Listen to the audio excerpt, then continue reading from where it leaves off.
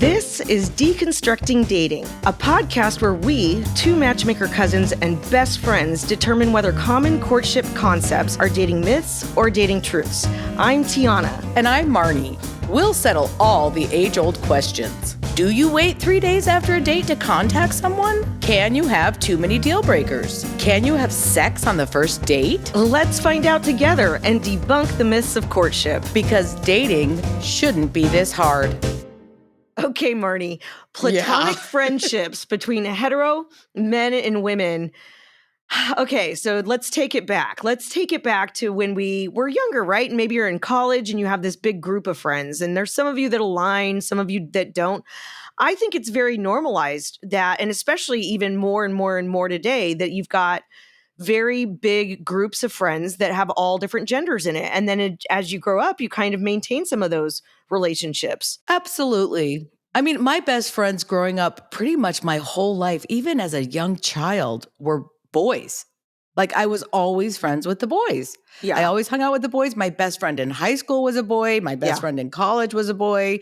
You know, my best friend today is a boy. So I've always had friends of the opposite sex. And it's a delicate balance in a relationship. You know, I think you and I were just talking about that because I have a lot of male friends separate from my marriage.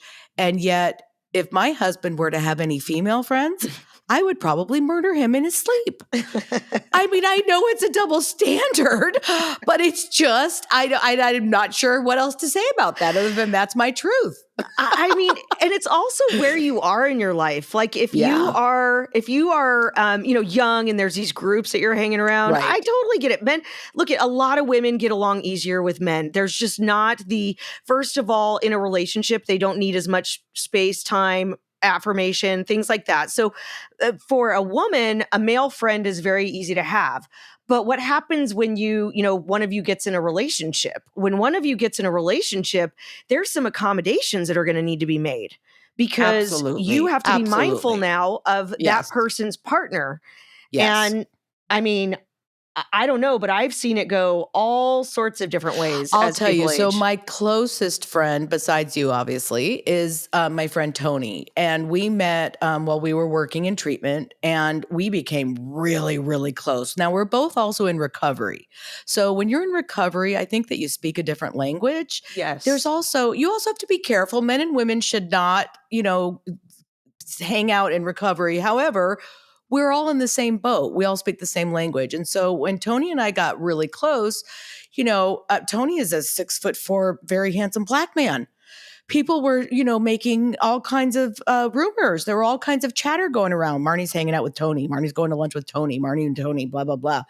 And my husband knew about him, but he was uncomfortable. And so, what I did was we had a conversation about it and we went out for dinner with Tony. Yeah, And you have to hit that nail on the head right away and make sure he feels safe. Had my husband said after that dinner, Marnie, I don't want you to be friends with him anymore, I'm still uncomfortable, I would have ended the friendship.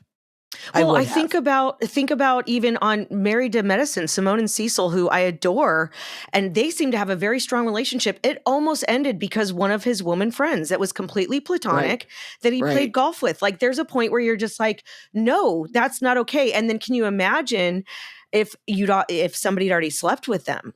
Right. And at some point, I think it happens. I just think of the, oh God, what's it called? The Brat Pack from, the 90s and whatnots. And you look at St. Elmo's Fire and things like that. They end up fucking. I mean, they all end had up sex with each other. Everybody had sex. Yep. Right. So at what point do we not think that that's going to happen? And how hard is that for you as a partner? And then there's another piece, I think, for my boyfriend, he's got his best buddy and they go fishing and they fix cars and they do all this stuff, right? All the things that I'm not interested in.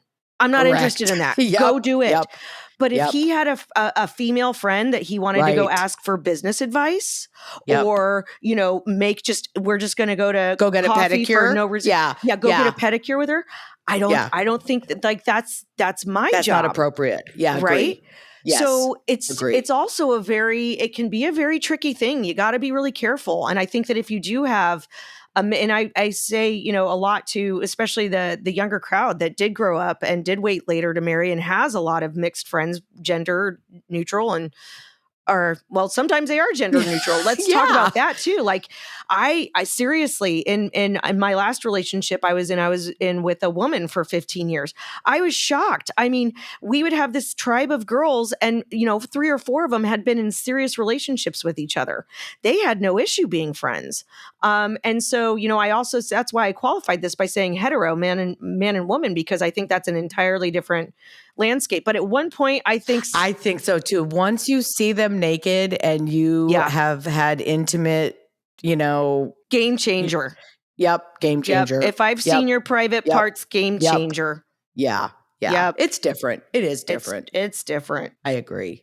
Well, welcome back, everybody. Today we are so excited. As you know, Marnie and I, every week we discuss a myth around dating and then we try to figure out if it's fact or fiction. And of course, we know there's always going to be outliers, right? It's not everything for everybody. But in general, are we going to bust a myth? So our myth today is men and women can be platonic friends. And I am so excited today because I have one of my dearest, dearest friends for 18 years, I believe, Jason Lucovich, and he's joining us today. So Jason, thank you so much for being on here with us. I can't wait to start unpacking all this stuff. Well, thanks for having me. It should be interesting. I don't have a lot of women friends, and I never have. How long have you and Tiana been friends? Oh, God, almost 18 years now.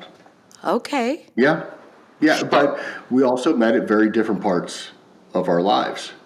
Like, I think that would we be friends like this today if we met 3 years ago? Timing is everything. I think that is such an essential part to discuss when you talk about platonic relationships between men and women. There are so many different factors. So Jason, let me kick off a little bit of the story about how we met and give some people some context. And please jump in because you always have an interesting spin on it. So Jason and I had been working at a company, and it was actually my very first hospice company. So that I had worked for. Jason had already had some experience in hospice, and you just moved out here from the East Coast, right? Yeah, I was out for a couple years, but yeah, it was relatively recent.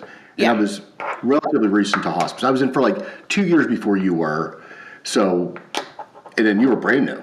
Yeah, I was pretty new. So we joined forces, and there was basically our kind of like marketing sales team. And so we would have our marketing meetings and you kind of call each other and bat things around a little bit, but you don't go deep, right? They're just kind of work friends and everybody's out in the field doing their own thing. But there was something about Jason and I, and as you guys will learn throughout this episode, Jason has this uncanny way of just saying shit that people mostly are thinking, but they don't say, and he just says it, and he says it with no apologies. So I was very drawn to that in the beginning, and so, and I still am. I mean, if I'm bored, I'm just going to call Jason and be like, "What are you doing today?" Because I guarantee there's going to be a story. Yes. Well, that, and I always had an audience for my dumb shit that I'd say with you. Yeah. You don't do this shit in private. You do not. You don't do it one-on-one. You don't do it in private.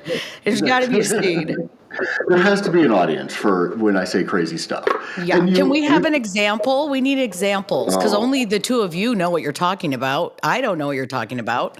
I'll give you an example, the first one, and I think this is when we became really good friends after this. So without going too much in the weeds of what hospice looks like, let's just say that he had accounts he was working on and I had accounts I was working on, and he was looking for placement for a patient to move to. The place that he was looking at was my account. So normally what we would do is kind of hand it off to the other rep and work collaboratively to do it. But he was getting a little bit impatient. Shocker. And so he drove over to my facility, and this was not a nice facility, guys. I mean, this is a place where we were watching drug deals go down in the parking lot and just all sorts of stuff, and just kind of a rambunctious place. But it was a place that people lived, and we respect it. And it was also somewhere I did a lot of business. And he walked in, and he said right in front of the administrator of the building, the admissions director, and anybody else who was in the lobby, "Jesus, this place smells like a fishbowl." And it did. He wasn't wrong. But is it me? Imagine the surprise I get when the administrator calls me and he says, "Where are you?" And I said, "I'm just driving down the street." And he says, "Well, somebody from your company just walked in." I said, "Let me ask you, short black hair, kind of stocky?" He goes, "Yeah." I go, I paused for a minute because how do you respond to that? And then I just started laughing and I said, "He's just an asshole." And then the administrator started laughing. So we were able to move on. But I mean, right. Jason's just funny. So we connected pretty quick on that. Coincidentally, at the time, we had been sent to a training out in California where after hours, Jason and I decided it's our time and we're going to go out, and we were out with the reps there and partying. Well, there became this big conspiracy within the company that Jason and I were dating. And Jason and I are both very kind of private people. That. Yeah. So there were rumors going around that Jason and I were dating. And we were kind of like, what the hell is that? But at the same time, and Jason, this is where I'll let you take over because you're the one who came up with this is our plan. Right. So I look at Tiana and I'm like, well, I, for some reason, ended up getting a person I barely knew pregnant, and she ended up being totally out of her mind crazy.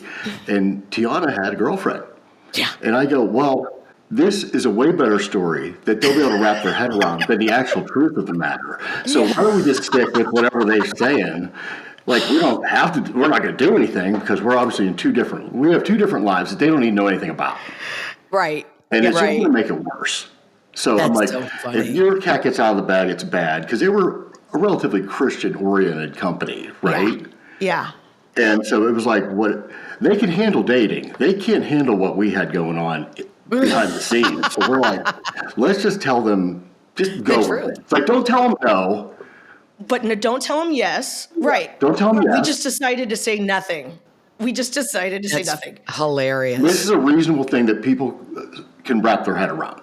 And this is like, 17, 18 years ago. And I'm like, things weren't as cool as they are now with a lot of these other avenues in people's lives. And I was like, just let them go with it. Yeah. It's easier than the truth. Your exact words to me is, you're dating a woman and I knocked up a crazy chick. This is a way more sellable, like, let's just go with it. And we used to laugh about it all the time. And so Jason and I became very, very good friends. He actually ended up leaving the company shortly after that, but we always just stayed in touch. Yeah. And then he moved back east for a while. And I would say, Jason, it was really you who kind of kept that friendship going. You were always kind of calling to check in. You had a lot of drama going on in your time at that time in your life with baby mama. And we just kind of connected in a, Marnie, we were just talking about this earlier. Like, I'm not a chit chatter. I'm not a what's up with your day. But if you've got a story, you've got something going on, I am your girl. Call me, I'm there. But like, don't call me to say like, how's your Tuesday? I don't care. I don't care how yours is. You don't care how mine is. It's just the way it is. So nobody wants to chit chat. Nobody wants to chit chat. So Jason and I connected on some really intense stuff in the beginning. And in fact, when you moved back out here with your now wife, you guys were not quite married yet. You had actually not been dating that long. I think I was the first person that she met. I dropped her off with you because I had to go, meet my kid for the first time. He was 6 months old. It was a weird thing. That was the night I went. So it was just super intense stuff going on in my life at that point. And yours was pretty stable. Like, mine wasn't seemingly. Like a travesty. It was seemingly. Seemingly. So you thought. But that's on the outside. I think that is another thing that leads to how this worked for us, and maybe why it is more of an outlier, is that we never really talk about our relationships. No. Like, our private relationships. Like, you'll tell me, like, things are going well in yours, and I'll say things are going well with mine. And, it's always like we talk about the good stuff. And I leave, like, the stuff that happens in my marriage with my marriage. Yep. Which I think is where it should be, right? At the end of the day, like, I don't need an audience if I'm having a fight with my wife. Like, I don't need anyone on my side. Like, I got to figure that out at home. So that's probably why your relationship works. That's why the relationship works, because of your boundaries. You have very, very healthy boundaries. Yeah, but I have them with my friends, too. Even, like, my guy friends, I would never, like, because I know how it happens. It's like, you're having an argument with your wife, and you're like, well, I told this to Tiana, and she agrees with me. And then, wow, that fight gets bad quick. Yeah. Right? Like, And so I'm like, there's no good part of it. And I know. Well, that's also an intimate part of your relationship that you shouldn't share, right? Right. There's certain things in a marriage that should be sacred. Yeah, like I'll say like, hey, something's good has happened with my wife to Tiana, or like in her relationships that, back and forth, and we're happy for it, but it's just like, this is what's going on. Yeah. I like that, I want to kind of go back to the fact of where you guys both were in your lives when you met, because the word for that is, it's called, there's a term for it. It's the serendipitous effect. Sure. And that's when you have to take all those variables into play. And I wonder, Jason, you said earlier, if Tiana and I had met 3 years ago, would we still have the same friendship today that we had when we met 18 I would years ago? venture to say we'd probably have almost no friendship. Really? Well, And Tiana agrees with you. She's nodding her head, everybody. Well, I think the pressures that happen in a relationship, like, my wife knew about Tiana before we were married, and so it was like there was that entryway. She was like not an available person in the dating world. Right. Like, so that was all off the table. Like at the end of the day, so it just took all the stuff that made things harder go away. And I think that's like, hey, 3 years ago I meet her, like I'm married for, I don't know, 10 years. Tell my wife, hey, I got a new friend. And I'm gonna go out to lunch with her.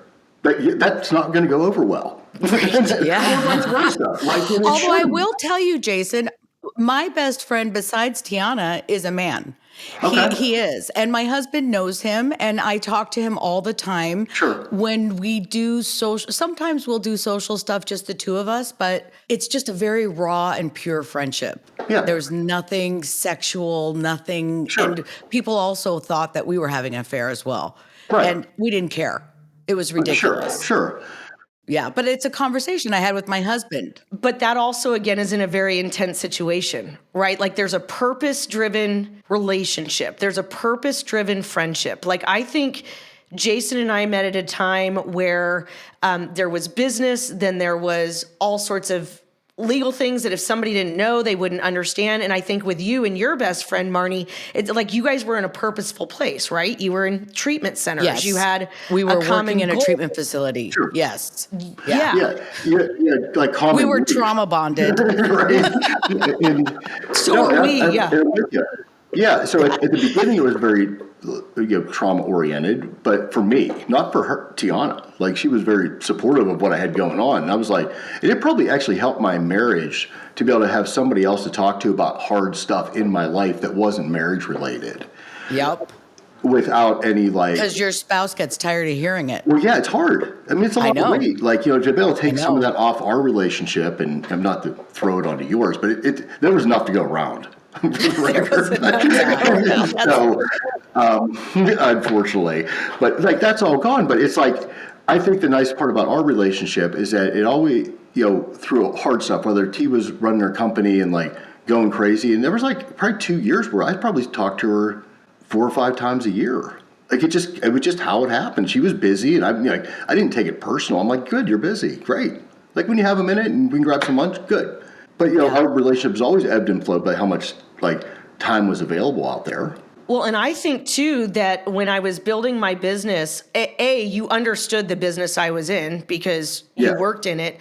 But 2, being a man and not having that emotional draw for me is one of the reasons that it was easier to stay your friend. Like, and Marnie, I'd love to hear your opinion on this, but in general, again, not everybody, but in general, women need more attention in relationships, even if they're friendships. And so it feels like when I would call somebody after not being available for 3 months, the first thing I would do is an apology tour of like, I'm sorry, I haven't been available. I'm sorry. And Jason, right from the get-go is like, dude, I know what you're doing. You're busy. I'm a guy. Don't worry about it. Don't apologize. Let's get on next. And I think that made it easier for me to be your friend and to keep that going for a long time. That makes a lot of sense. Yeah. Yeah. But most people don't operate like that. No. But we didn't have an agenda either. No. And I think that when a lot of guys and girls meet, it's always something. Like, let's talk about that, because that's what I've been wondering with. Okay, so like if you think about men and women really being platonic friends, and Marnie, here we go, girl. Like, where is that? Because don't you think at some point one of them is thinking about fucking around with the other one? I mean, it's just common nature. Or you have those dreams, or you have stuff. Not if you're mature. I mean, I think that's really immature behavior. I think that it is possible to have platonic friends. And so here's the other piece too. I'm in recovery. And so I'm also using that as a reference. You know, I've been sober for over 16 years, and I have a lot of very, very close male friends in recovery. And so I've never ever thought for one second to be inappropriate with most of them. There was a time when I was single. And I did play around, and my sponsor always told me, don't sleep in your meetings because then you can't go back to the meetings, and I should have listened. But but today, no. Today I still have a lot of male friends, and and I don't think anything about it, and I hope they don't think that way about me. But they might. But they might. They might, right? And it's like, I always look at, say, when someone would always say, give me advice that they don't need to be talking to me about, they have an agenda. And I think that's part of it. Say more about that. Yeah. I have never given Tiana like an iota of dating advice. Dating's one thing, but when you relationship advice, I stay out of it. And I always have. Because I'm like, what if she asked you specifically? What if she came to you and I'd said, be like, I would say, I would say something like, I'm on your side. Yes. But there's something you got to work out. You tell me to go talk to Marnie. I'm available. You would literally tell me to go talk to Marnie. That's exactly what you'd say. Yeah. I tell her exactly what to do. All the time. But Every day, all day long. But I don't think that's a place for most friendships to go and discuss another person's friendship. The only time I've ever said anything about other relationships with Tiana were people she was friends with that were a lot of work. Yes. I'd be like, fuck. I'm like, 'cause it was just, I could see it being heavy on her, and it was an optional thing. I'm like, you're not living with that person. Like, what are you doing? Yeah. Right. Like, it's just like, give yourself a break. Like, if you have to decompress after spending some hours with a friend of yours, like, maybe you should spend some less time with them. Yeah. But I never got into your word. Like, yeah, if you're like, if you're sharing a kitchen with somebody, like, you're not going to get much of an opinion on me. Like, I don't think that's the place for me. But I don't think a lot of people think that way. I think people like being in the middle of other people's bullshit for whatever reason. I'll tell you what the reason is. The reason is that if they focus on other people's bullshit, they don't have to focus on their own. Right. Yeah. I agree. Yeah. They And like to project. I always tell about Tiana this, is that when I meet people, I see people that know us from like 15 years ago, I always tell them Tiana won the lottery. And she goes, why? I go, because no one will ever repeat it. Like, if I told them that you were getting divorced, you'd get 10 phone calls. Like, they love the murder scene. And I'm like, I don't get into that shit. So I always tell them, I tell them something great. Like, they're never calling. No. You'll never hear someone repeat it. I didn't know you've been telling people that for 2 years. I've never heard that rumor, so that's hysterical. 10 years. 10 years? I've been telling for 10 years. Oh, God. Yeah. When you fell off the map with a lot of people busy with your business, I was like, she won the lottery. Like, no one repeats that. No one ever repeats good stuff. Yeah, that's true. They just like to live in the misery. They do, absolutely. So, okay, when we're talking about platonic relationships between men and women, the three of us are an example of people that are in relationships or were in relationships. Capable. Yeah. So let's talk about single. Like, let's talk about examples of people who are single that have these platonic friendships. Or, for instance, when you were single. So, Jason, I'd love to hear when you first told your now wife, like, hey, you're going to meet this girl. Her name is Tiana. She's one of my best friends. Like, was there any questions? Was she like, well, how do you know her? How close are you guys? What's this like? I bet there was one question. No, she didn't even ask that one. No, really? She didn't, because I was like, I would want to know, wouldn't you? I probably wouldn't want to know.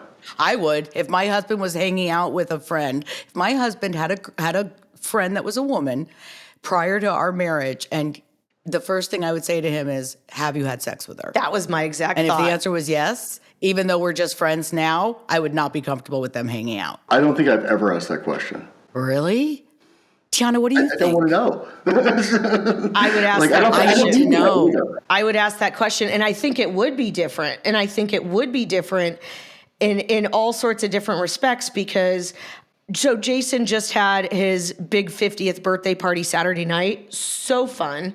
And even though Jason and I get to see each other frequently now, there's only a couple people that I get to see at his birthday party. And then I see his wife a couple of times a year.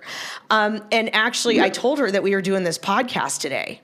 And so we just only got to talk about it briefly because it was a great big party and there's like 50 people there. And I said, you've never been weird about our friendship. And I mean, and I'm telling you, Marnie, you know some of this, but like Jason and I will have a random meetup day and you don't know if we're going to get tarot cards read, get cryogenics, get a pedicure, go to the JW and hang out at the pool all day, go buy a fucking car. Like we've done all of, like, you don't know what we're going to do. And I said, you never like had a problem with it. You don't question it as far as I know. And she said, yeah. And I said, I wonder if it was weird for you. And she said, well, Tiana, you have to remember when I met you, you were with a woman. And I was like, holy cow, that is like mind boggling to me. And I feel so stupid that I never considered it. And maybe that's a reason I was less of a threat because I was with a woman at the time. Well, you also never considered yourself, you never considered yourself a lesbian. No, no. Yeah. But on paper, it looked like it. Well, maybe. Yeah, my partner was, but I wasn't. Right? Yeah. Well, right. But like you were in a relationship with a girl that made you not a threatening person to my life. Yes. Right. It's like us having a gay male friend, I guess. Yeah, absolutely. So if I wasn't, and if I was single, if I was, or maybe dating a man totally or straight. whatever, I don't know that our relationship would be where it is 18 years later, which is what you went back to timing. Yeah, right. And I don't think, because I don't have a lot of girlfriends. Well, none. Because I just don't want the shit of it. At the end of the day, and it's hard. And I'm like, you got to find out, hey, am I interested in her? Is she interested in me? Is she going to ask me stupid questions? Is she going to get emotional? I'm a supporter. I don't have that relationship with you. If you ever need something, I'm always there. But it's you act a lot like I do, and you act a lot like my wife does. But you're not an emotionally driven person that. Right. She's got a lot of masculine boss energy. Yeah, and it's made it easier. We both do. Yeah. So, and we're not in competition with each other. You don't need me for anything. Just like my wife doesn't need me. I say the only reason my wife married me is to pick up the heavy stuff. She doesn't need me around. Yeah. So that's why I enjoy my relationship with men as well, because I feel the same. It's there's no threats there. And with women, I have a hard time with women. I really do. I have a hard time being friends with women. I have a hard time with them, with jealousy, all kinds of crap. And men, they don't care about that stuff. They don't care what kind of car you drive. They don't care how big your diamond is. They don't care about any of that. They're just nice. Tony, my best friend, that's what I'm thinking of. He's just nice. He doesn't care about any of it. Right. Yeah. But that's where it is just too a genuine in friendship. friendship. There really has to be a value to it, right? Just like any other relationship. And then that's where the consideration comes in. So if you are a single woman and you meet a single man and you guys decide to be friends, what is the value of that relationship? Is it that you need somebody to go to happy hour with? Is it that she helps you shop and you help fix shit around her house? Where is the value prop? Because otherwise it's just how do you start that relationship? And then, you hear all of these things of these people who are like, gosh, if we're not married by the age of 40, we should just get married. Well, right. What is that story about? You hear it. I mean, there's how many movies are there where people say that? And storylines are there around that? Who's going to be my backup? That tells me one of them's planning it. And they're looking for an opportunity. And I think that you just never know what it is. I told you, I walked past a girl that had a dog in the park when I was going to get a burrito before my kid's football game the other day. And she's chatting me up, introducing me to her dog. I'm I'm on a phone call. I just want to pet your dog. It's you just never know. I'm oh man, taking a dog to the park on a Saturday? I'm I should have known better. It was a nice dog, but it's I just could have kept walking. But so I spent 10 seconds there. I'm I could feel it though. Yeah. And I'm oh my God. Yeah. But I think I do think it's hard. I think that we're a very rare situation that two people have to know who they are to be friends with you. And I don't think most people our age, or especially younger, have no idea who they are. No. Agree. No, and when Most people have no idea who they are.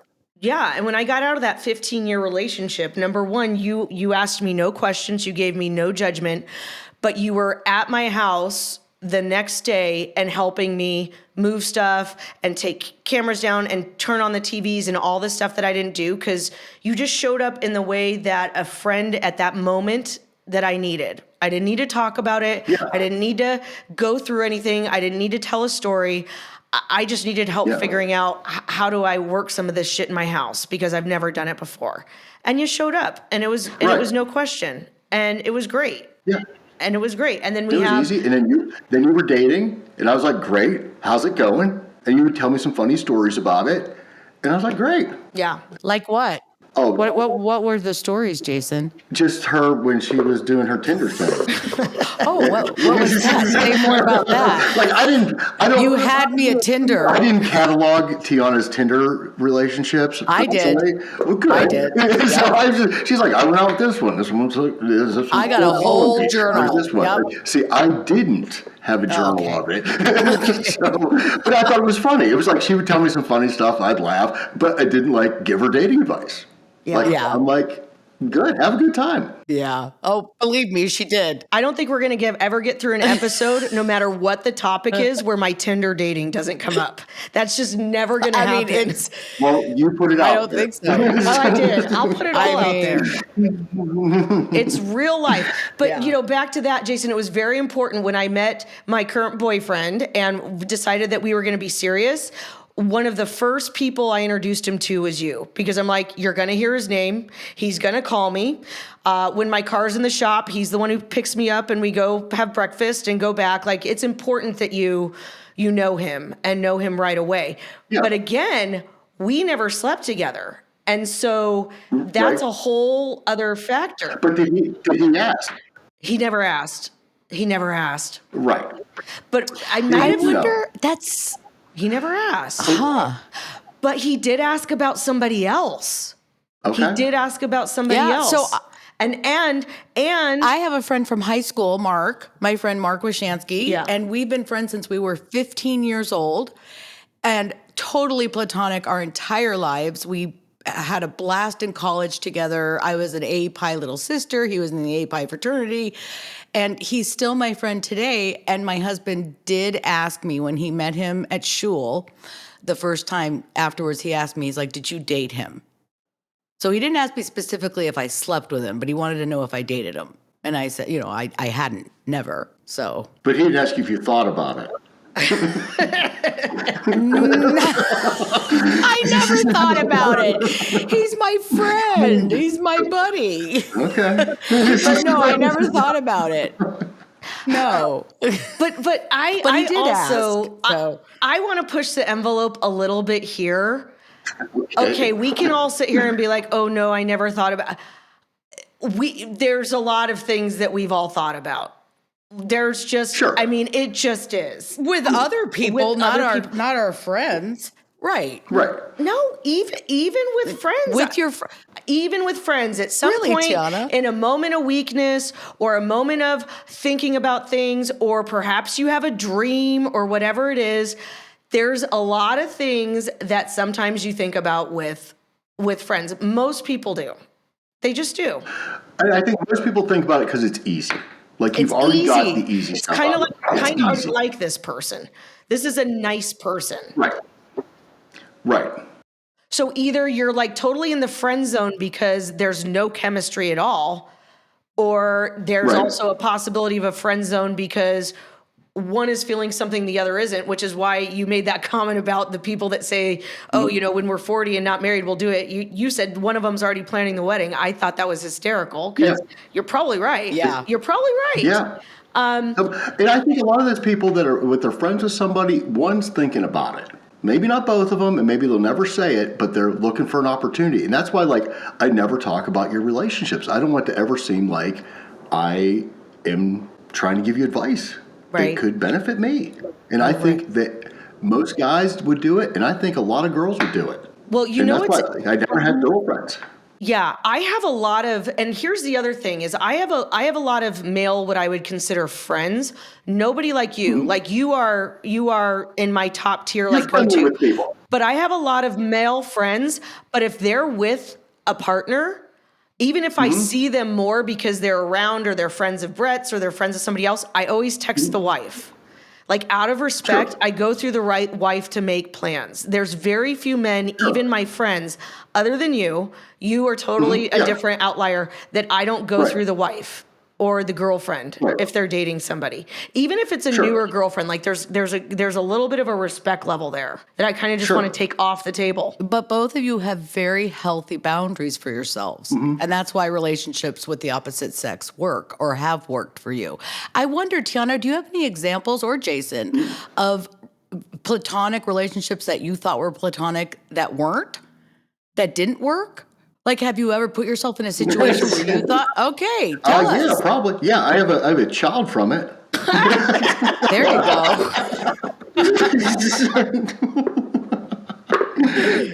Yeah, it started out as I was renting a room. Like, I had no plans. And then, there you go. So, yeah, I never went out of my way to make friends with girls. Like, if I had a girl that I was friends with, I had a plan. So you were friends with the mother of your child? No, not really. Oh, okay. I just want to make sure. It was more platonic than anything. Like, it was like I rented a room from her. Like, I moved back here. I was doing some work. I was like, this is a pretty central location. I just didn't have a house when I moved out here. And I was like, okay, let's rent a room. I just needed a place to be. It was in the central part of town. I was like, oh, great. And it was totally platonic, and then one day it wasn't. Yeah. And then one day I found out some stuff about her, and then she was pregnant, and then it was all over. Yeah. Wow. Yeah, that's a different story, though. That's a different podcast. That's a whole podcast. That's walk down the hallway.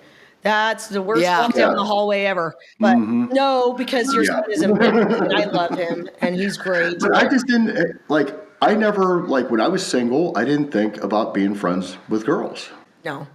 When I was single, I was not looking for friends. I wasn't. I've always had enough friends. I didn't need friends. And actually, when you asked that story, Marnie, I was thinking about all my days when I was working, and so it's a very male-driven environment in some ways. Lots of physicians I worked with, lots of administrators, things like that, which are very cordial professional relationships. But there were many, many times where I had business working relationships with people that they crossed the line, and I had a choice to make to end that. So first of all, some of them were single, some of them were married, and I could probably, if I sat here and counted, I could probably count a dozen. I'm not kidding. As I think back over my 15-year career there, where at some point, because I was doing business, so sometimes I would take people to happy hour, sometimes I would take them to lunch. It's just what you do. And they got the wrong impression. And after a couple times, you would get a text or you would get a something that was not business related. So do you think that they get the wrong impression, Tiana, or do you think that they're testing your boundaries? They're testing my boundaries. They're just testing. I think she's friendly and fun. They're like, fishing. Why not? Well, they're fishing. They're going to throw out the hook and see if they can get a bite. Right. Yeah. And here's the thing. I wore a wedding ring every day. I was also very open about the relationship I was in. So here's the thing. Even if it was more surface and they didn't necessarily know that they knew I was, in a long-term committed relationship, but some of them knew it was a woman, some of them didn't. The ones who didn't were just testing the boundaries, but the ones who knew it was a woman, it was very disrespectful, like, oh, well, because you haven't met me. Oh, because you haven't had me as a man yet. Oh, get the fuck out of here.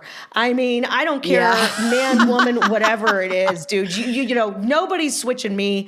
I have perfect choice of who I want to be with, man or woman, and your whatever big wackadoodle that you think you're carrying around isn't going to convert me anywhere. I can promise you that. Yeah, she's seen plenty of wackadoodles. Plenty of wackadoodles all over the place. But yeah, so now that you say that, yeah, I mean, really, and it was at a place where I wouldn't necessarily want to carve out any more time for friendships and things like that. And even in a professional situation, you have to be very careful, because if you're working with people repeatedly, there is a line where they do become kind of your friends, but they're not. But they are, but they're not. Well, it is funny. Like Tiana said, that hospice world was a lot of men. And I must have been on the all-women side Because every company I worked for. You were, Jason. You were. Right. You were. So like I would go into the hospitals and be all women case managers and social workers and all that other stuff. Yeah. And like I was like, Here we go. I'm like, I'm busy. Yeah. They asked you out all the time. I remember that. Like, you used to try to have to find, they were always like, Jason, let's go to happy hour. Jason, let's go to happy hour. Because I remember you drugged me to a couple of them. So today, when you have the platonic friendships forming between men and women, how do we think that's different today than it was maybe perhaps of our generation? Well, our generation was, I mean, we didn't deal with the internet. Yeah. Like you couldn't find out anything about anybody before you Right. talked to them. That's true. Like Yeah. I think now, like you have a pretty good, like if you look at someone's Instagram feed, you're like, I have a pretty good idea who she is. Yep. Yep. It tells a And you're lot. like, I'm thinking if I would have had those tools at like 20, Yeah. Yeah. it'd have been like shooting fish in a barrel. Yeah. Like I remember the first time like internet dating happened. I'm like, oh my God, she's telling me what her old boyfriend did. I'll just go on a date and agree with her. And it worked every time. It's like fishing with dynamite. It works every time to what? Get lucky? If that's all you wanted? Yeah. Yeah. It didn't it didn't matter if it was like, I don't know, Matchstock. I don't even know what the ones were back then, but it was like they would tell you how awful their old relationship was. You'd be like, I get it. I think it's probably you, but I get it. And that's all it took. Yeah, well, I'm like now, like once they started putting their whole lives out there, I'm like, you don't have to really talk to them. Like you'd have a game plan in a minute, and you'd know, like they're telling you what they want, Yeah. and you just have to be that guy. You just do. For however long it's going to be. Like I think it's weight. I wonder if all men think like that. That's interesting. Remember when I told you that Jason says things that most people don't, Yeah. but are thinking? Yeah. Yeah, probably get kicked out of the club for saying this, but yeah. You're going to get kicked out of the club. Look, they might not feel it as convicted as you do, but there's an element of it. I mean, 100%. Right. 100%. You know, we're focusing today on men and women, but there's an entirely different dynamic with this, right? Like if you are gay and you are in a gay relationship, that's a whole other level. Because I remember when I first committed to my ex, and we were in a long, like two of her ex-girlfriends were in the friend group. And then they were dating other friends. And so I feel like there's also a factor of, okay, so if we're going to say, I think we have to be very clear that most of what we're talking about today applies to men and women, heterosexual men and women, platonic relationships, because I think there's a whole other way we could go with lesbians and gays around that, because I think those dynamics are completely different with that. But when we go back to even the platonic friendship, and Marnie, you brought up the whole did you sleep with them? So the friend that I was bringing around that my boyfriend actually really liked, and then he was like, wait a minute, did you have something with her at one time? And I was like, oh yeah, it was fun. It was just casual. He don't like that. And she's a woman. Yeah. Yeah. So going back to even men and women or men, like, so I think that there's a huge factor with that. Like if you're truly going to be really good friends with somebody for a very long time, I don't know if you can do it after having a sexual relationship. Now, I don't think so. I don't think you can. Yeah. Yeah. And on the other hand, you guys look at one of my other very, very good friends who's my daughter's father. But that was a very different relationship. And even my boyfriend now, he's like, I can't even imagine you guys together. Like, it doesn't even dawn that ever happened. And I'm like, me too. Weird. But I think time heals a lot of things too. Right. That's been 22 years. Right. And that's been gone for a long, long time. But it was like, I remember seeing a girl that I went to high school with. She was out here. They were visiting. And like she was drinking, and I was like, she was married. I think they were married for like 25 years. They met in college, and they're nice, and they're a nice guy. And I haven't seen her in years. And then I was like, I asked her, I go, well, what's that like being married that long? She's like, and then she like started going into it. I'm like, oh no, I'm not asking you that. Like, I was just like, it was like a fluff question. I was like, oh, it's great. You know, I was hoping that I got a one-word answer, and then she like was a bottle of wine in, and I was like, oh no, I didn't ask you were like, this is not an open-ended question. This is a closed-ended question. I was hoping you were saying it's cool. Yeah, right. It's fantastic. Right. Like that's what I was looking for, and then I went the other way. I'm like, oh no, that wasn't what I asked you. Well, what'd she say? She was just like, you know, she was like half drunk. So I was like, and Jen was there, and I was just like, she was like, going, how hard it is and how much work it is. And like, she was looking for that sympathy. Like, Wow. she was well, but that's the thing. Like, someone looking at someone on their side and stuff like that. And I'm like, oh, Yep. okay. Here we go. I'm like, I'm not in that. Yeah, you're asking me for something I'm not, isn't on the menu. And whether it was like, wanting somebody on her side or whatever that thing was, I'm like, this isn't it. This isn't it. So I'm curious, Jason, is there anything else you can think of that you think that you'd like to say or you think we should talk about when it comes to men and women being platonic relationships? We're not drawing our conclusion yet, but I'm just thinking, is there anything else we could say? I think it's about agenda. Okay. I think whatever you go into it with, I think it's hard to change your agenda. Like when you meet somebody, I think that even when I go into anything, like when I met you, like we met in an environment where you were new to it. I thought I could help you out a little bit. I was going through, you had your own stuff going on. It was like our relationship started off like very surface, like it should, right? It was in a work environment. It wasn't weird. It wasn't like, I didn't feel anything outside of like, you were interested in learning what I knew and you were fun to hang out with. So my agenda was like, okay, let's spend some time together and we'll do this stuff. But I never thought it was going outside of that. And I still don't. Like, Yep. We Me too. had a good relationship from it. But my agenda when I started was, maybe I'll be friends with her. But I never thought maybe it'll be more. No. It wasn't in my agenda with that. And It wasn't. And we were both people, truly single when we met each other. It was right before I think I started dating. Yeah. Or if I had started dating, it was like inconsequential at that part. But it was like my agenda when I met you wasn't, hey, I want to see her naked. It just wasn't. It should have been. Have you seen her? Have you seen her body? I don't look at her. Oh my God. I see her naked all the time. Trust me, it's beautiful. All right. So this is while I was listening to you talk, Jason, when you first said agenda, the first word that I was thinking of was motive, which I think is probably similar to agenda. Sure.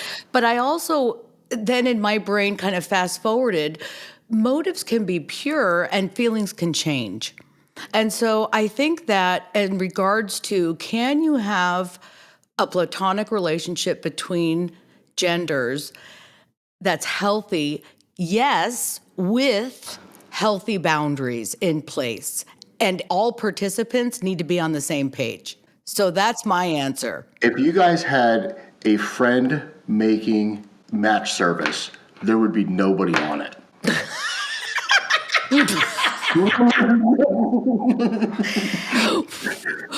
Yes. 0. You're 100% right. Marnie, you're not following what he's saying, are you? Jason, elaborate. No. Elaborate. Okay, so you have my mindful match, your new business. You're trying to put people together to have good end-to-end relationships. You're like, no, we're going to do the part where we take out all the fun shit, and we're going to put that group over here. You're never going to see these people naked. You will have no customers. Oh, that's true. That's true. Okay, sorry. Took me a minute. Okay, yes. True. Right. Like, so that's what I mean by agenda. Like, we all go into these things with a plan, right, at the end of the day. And I didn't have a plan with Tiana. I just didn't. I think that's absolutely right. I didn't have a plan with you. It was truly like, it was work and then it was fun. And you were truly my first work friend. There was not anybody else to talk to and that could understand the kind of stuff that we saw every day. And so it really just came down to like, you guys are definitely trauma bonded. Oh, for sure. It's just like you in the treatment facility. I mean, we worked in hospice, for crying out loud. Yes. And you can't go home and tell your friend what they'll never understand it. They'll never understand. Right. And then there's shit that you want to talk about that is like, you really shouldn't say to anybody else because they're going to look at you funny. They're going to look at you funny. Something that you shouldn't say out loud. Yeah. You're like, it's a lot. Yeah. So there was a purpose there, and then there were things going on in life, and we helped with that. So if we are coming to our conclusion today, okay, so the whole point of the context of this podcast today is we are discussing, can men and women be platonic friends? So the myth is men and women can be platonic friends. And now we've come to the point, did we bust that myth? Is it true or is it false? Is this fact or fiction? Men and women can be platonic friends. And I want to remind each of us that, again, there's always going to be outliers. So it's like majority wise. Can men and women be friends? Heterosexual men and women be friends?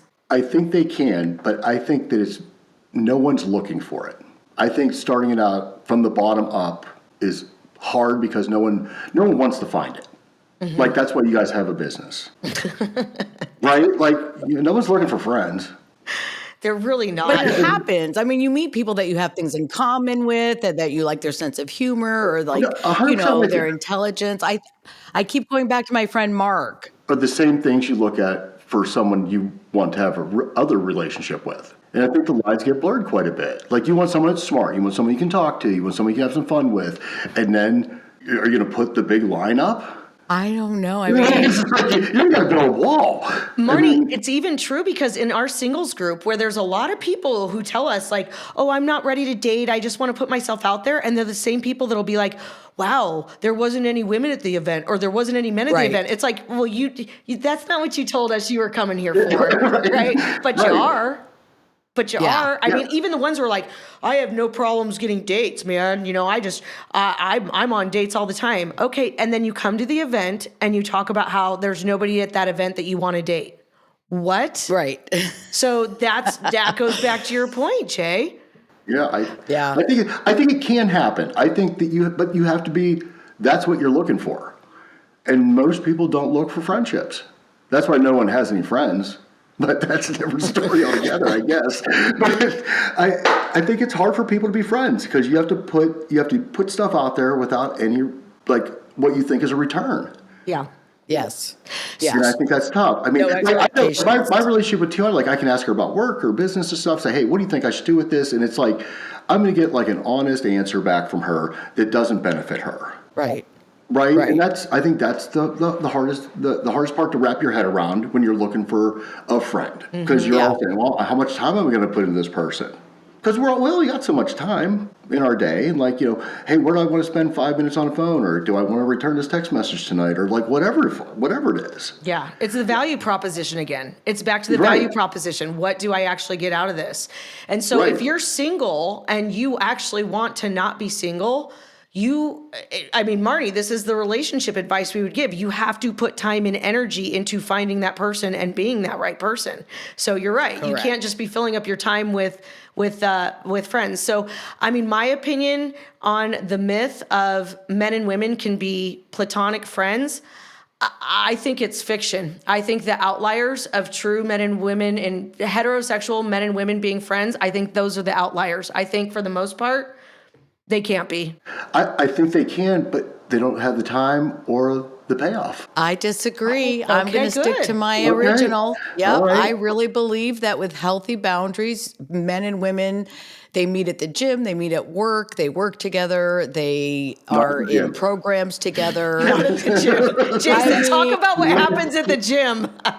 Jason and I used to go hooker hunting at the gym. We would go. Yeah, I go. She's a prostitute. Yeah. I can walk through the gym and can tell by how she's wearing her hair if she's interested. What gym do you go to? Lifetime. Wow. Village. Any of them. Okay. If you walk into the gym and a girl has a super tight ponytail on, leave her alone. Okay. Got it. Noted. She's all business. Noted. If a girl has her hair down, she wants you to talk to her. Oh, interesting. I never thought about that. Oh, next time you walk through the gym, be like, all business, all business. She wants you to come talk to her. Oh, interesting. Yeah, the hair and makeup. Yes, I have seen those. Yes. Yeah. So anyways, I'm still going to stick to my belief that people can be healthy and have healthy boundaries and maintain healthy platonic relationships with the opposite sex. I still believe in humankind. I think they can. I'm saying it's rare. Right. And that's why I agree with you. I agree with you. I agree that if they have healthy boundaries, if they have healthy expectations, if they have no ulterior motive, that they can have those relationships. I think that's very rare. Maybe I'm just thinking of the circles that I go within, right? So maybe it's different for me because my social circles for the last 16 years has been recovery. So there's no differentiation. I think so too. There just isn't. But you also said that you took your meetings home with you sometimes. Like you dated people in recovery. Oh yeah, yeah. Well, right. In the very like, you're beginning, not, like, yes. You're not all in recovery to get recovered. Like obviously. Oh, true. And by the way, that's the worst place to meet somebody in the world. But that's like you go into a room, you're all going through the same stuff, and you're like, oh, we could be friends, right? No, we cannot be friends. Yeah. But again, let's go back to motive. My motive at that time was to have fun. I'm not going to say anything nasty in case my kids hear this. My motive was, I had been married for 23 years and I was ready to go out and, do my thing. And I thought that was a safe place. I was also newly sober. I was, 2 years sober when I got divorced. You knew that they weren't going to take you to a bar. Correct. I was terrified. Well, yes. And I think that's a good point for you, Marnie, with when you talk about the circles that you're in now, is because infidelity and improper motives, like those are all triggers. So I've been to a meeting with you to watch you get your 16-year chip, which is really cool. I've listened to you speak with some of your big book friends and your sober friends. My male friends. And your male friends. Even my male friends. Who I like very, very much. But the way that you speak is with a very different language. And so when you talk about like integrity or anything that would jeopardize it, like everything always comes back to the big book. So I think that that's true in your circles. Perhaps it's more feasible because you are like the big book is the thing that's holding you together. Those core values aren't going anywhere. Well, and they all have them. It's literally what you're saying is that we all live our lives by the principles of the program. Right. All of us. Right. We all speak the same language. We all live our lives by the same principles. Every step has a principle that goes along with it. And I'm friends with like old timers and people who have good recovery. They don't even have to be old timers. As long as they're working a program, then, that's it. We can exchange everything. Right. But so again, and so I think about like all those men. Right. And we live in a world that is just much more fluid. People they don't live by those regiments. They don't have to. And so fluidity causes a lot of problem. And that's why I'm saying men and women that are heterosexual, that are in platonic true friendships are the rare outlier. Because that's not the way most people live. Okay, I'll agree with that piece. I agree with that. There are not a lot of people that are that self-actualized or self-actualized enough. Well, and Marnie, when you talk about like people having healthy boundaries like that, like people don't. Yeah, most people don't even know what boundaries are. I know. They don't even know what boundaries are. Right. So when I have my boundaries with my relationship stuff and Tiana had hers, we didn't sit down and have a talk one day. We're like, we're not going to talk about our relationships. We just don't. Because that's what boundaries are. They're silent. Right. Boundaries are fucking silent. Yeah. Yeah. That's what people don't understand. Mm-hmm. So. And I think it's the first time I've said it. Yeah. Yeah. Mm-hmm. That's great. So. All right. I so very much wanted to thank you for being here today. This was so much, Jason. Fun. And, I truly didn't come into this podcast, Marnie. I don't know about you, but I didn't come in with an agenda. I really came in like open. I want to talk through this and see how I feel at the end. And I think this was very enlightening. And I think that we all come to some form of agreement on it. And so, Jason, thank you so very much for joining us. We hope to see you again. We know you've got other things to say. And Marnie, will you please let everybody know? Yeah, you've got a lot of other things to say. We know that. Yeah. We're doing it again. I'm going to let Marnie pick the topic for you next time as she gets to know you more and more. Oh, yeah. I can stay in a lane. I can stay in a lane. That's good. Marnie, would you like to tell everybody where to find us? Yes, please look for us on Instagram, Facebook, and TikTok or online at www.mymindfulmatch.com and look for My Mindful Match on all the social media platforms. Well, thank you. That's it. Thank you so much, Jason. I'll see you guys.